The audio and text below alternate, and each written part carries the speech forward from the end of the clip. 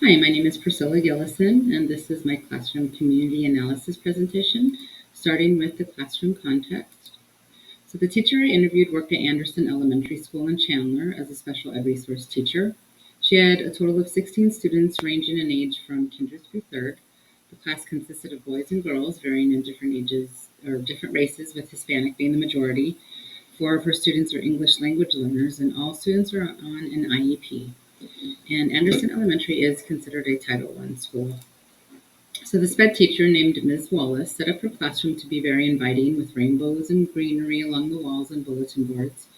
She had a small space for students who may need a minute or two to settle down or gather their thoughts, with a mirror lined with positive affirmations. Since she didn't have that many students compared to other teachers, she was able to give a lot more of one-on-one time with students if they needed extra help. Her classroom consisted of a small library that had many multicultural books for students to choose from. She had positive posters throughout the classroom for extra motivation as well. She allows students to openly talk about their family and culture and tries to find curriculum that aligns with the students in her classroom. She also encourages the English language learners to answer questions or share experiences in their own language first, and then they translate to the other students. This is such an incredible way for students to feel seen, appreciated, and important. I love that she does this, and I can't wait to let my ELL students do the same for me and their peers. As mentioned in the previous slide, the teacher does have a small library with books that are inclusive to the students in her room. She has books about African American culture and history, books about Hispanic culture, such as Hispanic culture in the Southwest, and books about how diversity makes us stronger. And the students are able to check out these books if they want to, aside from the library. This slide is just a continuation of the last one on how the teacher embraces and encourages her students to use their voice and background to help educate her and their peers. Parents of these students are able to come to her classroom to help with these projects, do copying, and other classroom duties. The school holds something called Cultural Night, where students showcase their own background culture, and the teachers even partake and showcase their own background. I love this idea because it gives the students and families a different perspective of who their teachers are and where they come from. Volunteers are very important when it comes to the classroom, but not everyone is able to volunteer in that way. Throughout this project, I've learned there are so many different ways a parent can volunteer, and it doesn't always have to be in person in the classroom. Their presence in any form is extremely important. The school sends out weekly newsletters to families that can be easily translated into a different language. The Chandler Unified School District uses a platform called S'more to create and send out newsletters, and they make it extremely easy for parents to change the language of the newsletter. There are literally dozens of different languages they can choose from. These newsletters are very important as they let families know of upcoming events that they may want to attend or even volunteer for. Because the school is predominantly Hispanic, where many parents and guardians don't speak English, communicating and making connections can be difficult at times, especially if parents or families show up to the school and there isn't an interpreter to help translate. Making connections to other students and families can be hard too if parents don't have extra time to come to community events or can't afford to go to events such as fundraising night.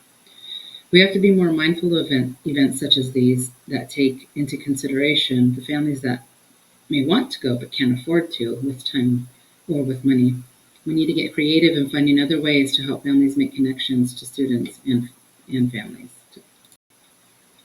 So the school context. Anderson Elementary is located on Dobson, in between Ray Road and Warner's Road in Chandler. It's an older school built in the 1980s. The surrounding neighborhoods are older as well, but they are very well kept and clean.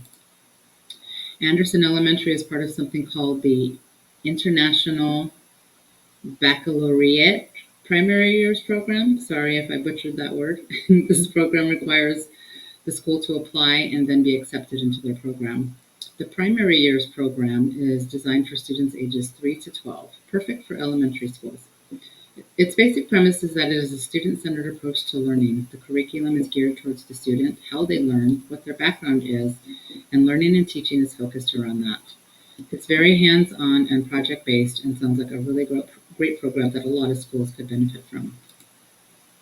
As mentioned earlier, Anderson consists of a predominantly Hispanic population, with 47% of the students being Hispanic. 54% of the population is considered to be economically disadvantaged, and that's how many students are on free or reduced lunch. Because of this high percentage of students on free or reduced lunch, they are considered a Title I school. So they are allowed extra funding to purchase supplemental curriculum resources to better help their students.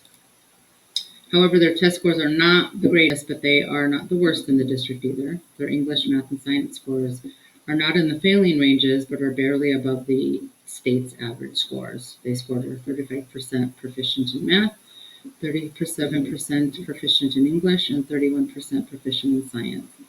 Even though the school is considered Title I and they get extra funding, they may need other supports to help them get their scores up. Not only does the teacher have multicultural posters in her room, they are also scattered throughout the halls and in the multi-purpose room as well. The school does not offer a multilingual program, but they do have teachers who speak Spanish that are usually available to help with translating for students and parents and families. Some of the events Ms. Wallace told me about include a Veterans Day Assembly, Kindness Week, and a culture walk. All are inclusive to the demographics of the school and all showcase the importance of celebrating diversity. Students and families love the culture walk they do during parent-teacher conferences, which showcases the different cultures of the teachers and staff. The school does have quite a few parents who come into the school to volunteer on a daily basis. Parents are not only encouraged to come and help with copies or laminating, but are also encouraged to volunteer on field trips, field and water day, fundraising events, assemblies, and so much more. But as mentioned earlier, we have to embrace those parents who may not have the means to come to school to help in person. We can do more to find their strengths and feed off of that to help them get more involved. I know parents want to be involved, sometimes they just don't know how they can contribute. So we have to help them figure out how and when they can help in any way, shape, or form. So this page is just a continuation of the last slide about ways in which the school promotes family-school connections with various assemblies that honor all walks of life. Hindrances that affect family-school connections are mainly just communication and having the means to get to and from events. Again, teachers need to embrace these families just as much as the ones who come in physically and volunteer. Everyone has something they're good at. We can work together to find these hidden gems and what they have to offer their students and the classroom. So in the community context, the areas around Anderson Elementary is older. The school was built in the 1980s and much of the neighborhoods were as well. The houses, yards, and surrounding areas are very well maintained and are really nice. The median value of homes here in this neighborhood are in the $424,000 range. Median rent is $1,675 per month, and the median household income is around $99,000 per year. Anderson Junior High and Anderson Elementary are located on the same property. So students moving up to junior high don't actually have to go too far. Right across the street from the junior high is a church, and Seton Catholic Preparatory is right across the main road. In the surrounding neighborhood, Chandler Sunset Library is nearby, Arrowhead Pool, Chandler Regional Hospital, and several parks are pretty accessible. Actually, Anderson Springs Park and Brooks Crossing Park are within walking distance from the elementary school. A little further from the surrounding neighborhood are several businesses, including Kumon Tutoring Center. These are very helpful to have, but these places are expensive and not accessible to many families. There are several restaurants, like Valle Luna Mexican restaurant that has been there for a long time. There's a fried food store, Sprouts, and Chandler Mall isn't that far away. And the mall is a great place for families to gather and get out of the heat. Also at the mall is Barnes & Noble, which was one of my children's favorite places to go, especially during the summer. They have the children's area where kids can just grab a book, sit down, and read whatever they want to read. The great thing about Barnes & Noble, too, is that they are culturally inclusive with a ton of different books that are relevant to many cultures. The kids can play in the indoor park at the mall as well, and Arrowhead Pool is also a great escape for families. It's close by and inexpensive. Community events held by the school include family skate night at the local skating rink. They also hold dine-out fundraiser nights at local restaurants such as Del Taco, Peter Piper Pizza, and other surrounding restaurants. Another great thing Chandler Unified School District does is they supply breakfast and lunch for all students of the district during the summer months. This has been ongoing for several years, and the years that I've been working at the district, and it's extremely popular. I love that CUSD cares enough about all the students and ensures they get good meals throughout the summer. As far as I know, there aren't really any informal educational settings connected to any formal educational settings connected to informal learning organizations.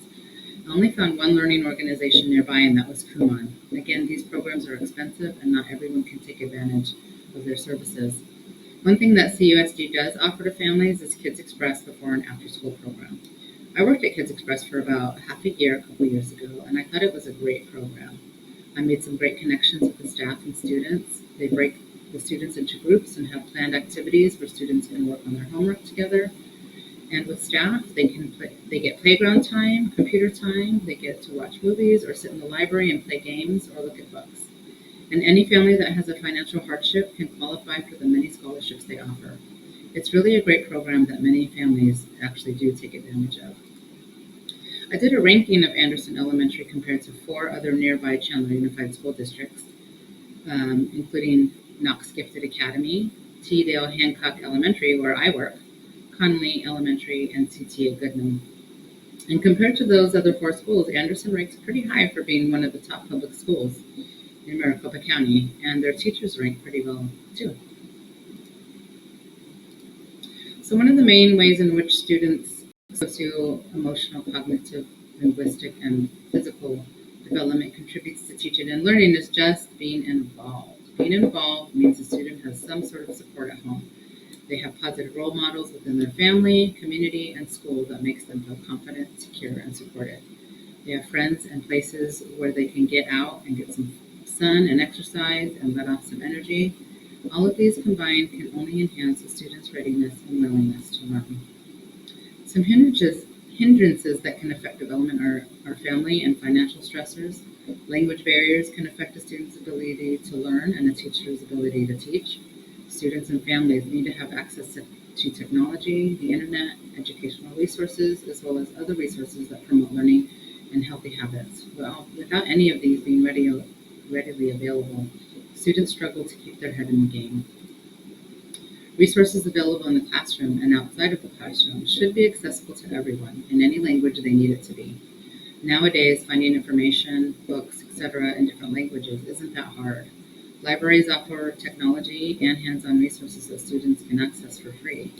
Classrooms need to be well-equipped and organized for easy transitions from one subject to another. Teacher, student, and community relationships should be supportive, positive, and help create positive learning environments. Students tend to feel more valued, cared for, and supported. This in turn helps them be more engaged and motivated to learn and participate. Constraints that I found were that if you don't have good classroom management or a classroom that is conducive to learning, students can feel a lack of safety and care. If classrooms are inclusive to the demographics of your students, they can't fully engage in the classroom activities or projects.